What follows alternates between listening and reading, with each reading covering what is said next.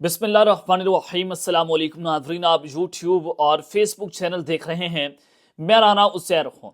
नाज़रीन, आलमी दबाव इतना बढ़ चुका है कि निज़ाम हचकोले खा रहा है। निज़ाम अपनी आखिरी सांसें ले रहा है कि आप इमरान खान को 1.5 साल जेल में रखने के बाद इस निज़ाम को कुछ हासिल नहीं हुआ।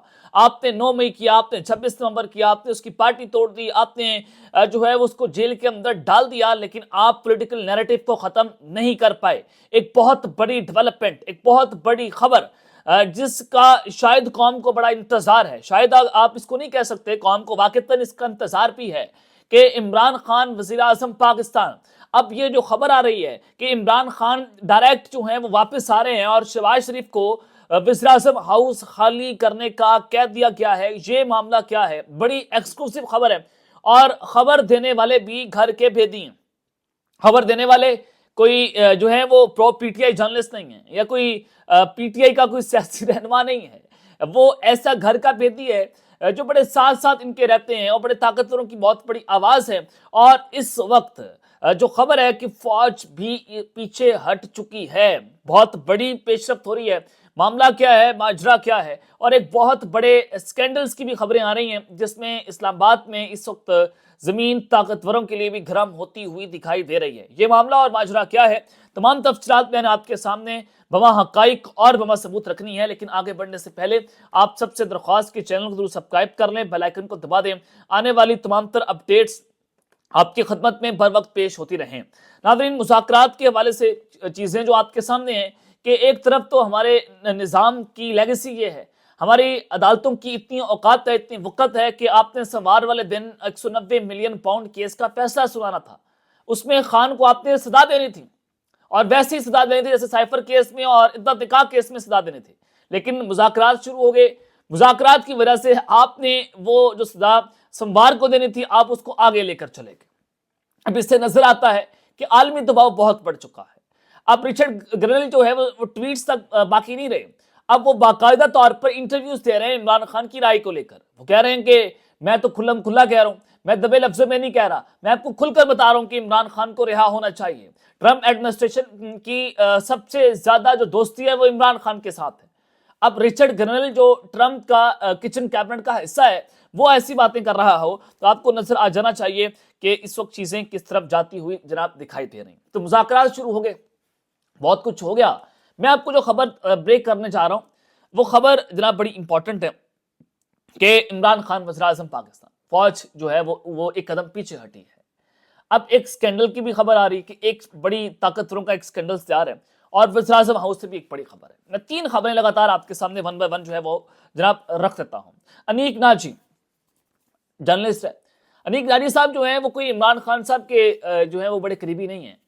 ये मियां नवाज शरीफ साहब की माउथ पीस हैं, नवाज शरीफ के बड़े करीबी हैं, नवाज शरीफ साहब के लिए बात करते हैं, ताकतवरों के लिए बात करते हैं, वैसे जर्नलिस्ट हैं। लेकिन कभी कभी खबर दुरुस्त भी दे देते हैं। अनीक नाजी साहब की जानिब से बहुत बड़ा दावा किया गया। अनीक नाजी कहते हैं कि ब्यूरोक्रेसी आधा निजाम पीटीआई के साथ खामोशी से जुड़ चुका है। ब्यूरोक्रेसी और आधा निजाम, जब वो निजाम की बात कर रहे हैं कि खामोशी से जुड़ चुका है, तो इसका मतलब ये है कि जनाब अंदर से आवाजें आना शुरू हो गई हैं कि इमरान खान को रिहा करो।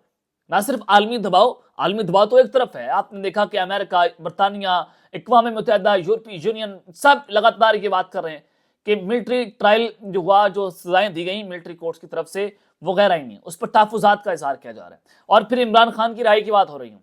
आलमी दबाव तो एक तरफ है, लेकिन अंदरूनी दबाव बढ़ गए कि हम इमरान खान के खिलाफ मजीद जुल्म नहीं करेंगे, मजीद हम काम नहीं करेंगे। ये एक बड़ी इंपॉर्टेंट चीज है।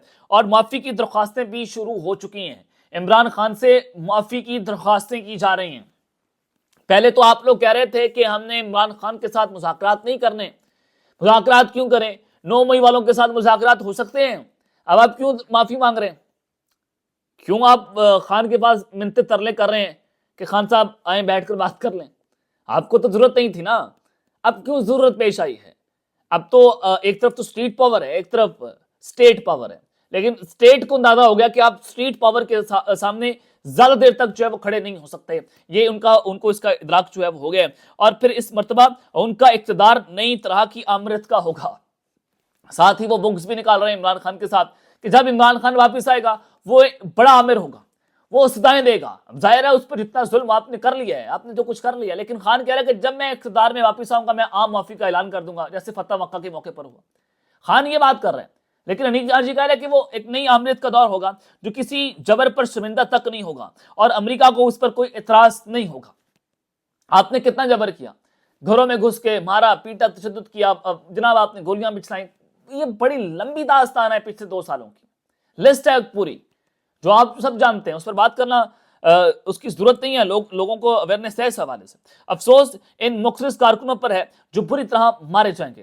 وہ یہ بھی بتا رہے ہیں کہ عمران خان جو ہے وہ جب واپس آئے گا تو پھر ان کی جئی تئی پھیر کے رکھ دے گا. ساتھ انہوں نے کہا کہ جو سرکاری آفیسرز ہیں ان کی بھی کرپشن کی ہوش ربا داستانیں تیار ہیں, کرپشن کی فائلیں تیار ہیں, اور یہاں پر کرپشن کی جو فائلیں تیار ہیں اس پر جناب وہ کہتے ہیں کہ اس سے نظر آتا ہے جو کرپشن کی فائلیں دکھائی جائیں گی تو اس کے بعد وزیر اعظم ہاؤس سے جناب ان کو فارغ کیا جائے گا. چلیں جناب آپ کی چھٹی ہو گئی ہے, اب یہاں سے کاؤنٹ ڈاؤن حکومت کے لیے جناب شروع ہو چکا ہے. اور پھر ایک بیانیہ یہ بھی بن رہا ہے, جو نواز شریف کے قریبی جرنلسٹ ہیں وہ ٹی وی پر بیٹھ کر بات کرنا شروع ہو گئے کہ دیکھیں میاں نواز شریف جو ہے وہ عمران خان کی رہائی کے حامی ہے, وہ جو عمران خان اگر بنی گلا جائیں گے تو عمران خان سے ملنا بھی چاہتے ہیں, وہ بڑا سافٹ کارنر رکھتے ہیں.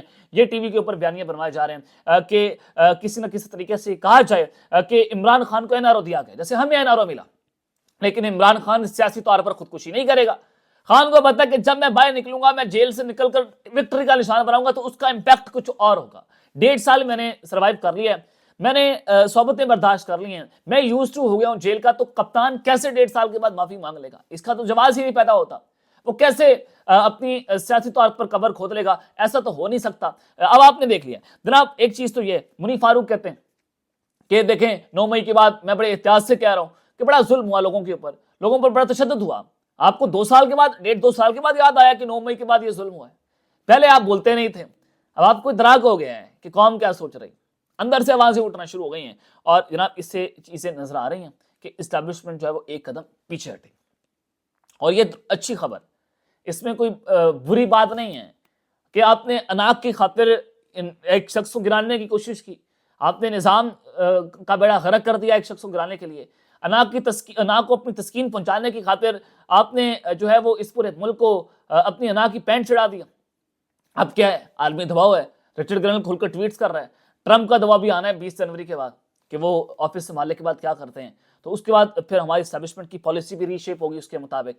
وہ کوششیں تو کر رہے ہیں بیک ڈورز کے اوپر کہ ڈونلڈ ٹرمپ کو کہیں کہ یہ ہو جائے گا, آپ اپنی پالیسی کو تبدیل نہ کریں, آپ یہ کر لیں وہ کر لیں. لیکن وہیں پر آپ ان کے خوف کا اندازہ یہ بھی لگا سکتے ہیں کہ مریم نواز طاقتور شخصیت تھے, جو ملک کی سب سے طاقتور شخصیت ہے, تو ان کے ساتھ 4.5 گھنٹے تک ملاقاتیں بھی کر رہے ہیں کہ عمران خان کے حوالے سے جو عالمی دباؤ ہے تو اس کے لیے آپ کیا کریں. تو اس کے لیے انہوں نے پلان بنایا کہ دیکھیں ہم وزراء کی تعداد جو ہے بڑھا دیتے ہیں, پھر بتاتے ہیں کہ ہماری حکومت بہت بہتر چل رہی ہے تو اس وجہ سے ہم اپنے وزراء کی تعداد بڑھا رہے ہیں. اب ان کے پاس کوئی الٹرنیٹو پلانس نہیں ہیں, الٹرنیٹو نیریٹو نہیں ہے, تو عمران خان سے فیس سیونگ جو ہے وہ مانگی جا رہی ہے. اب تک کے لیے اتنا ہی, اپنا خیال رکھیں گا اور اس لیے اپنا لازمی ہے رکھیں. اللہ نے کے بعد پاکستان زندہ باد.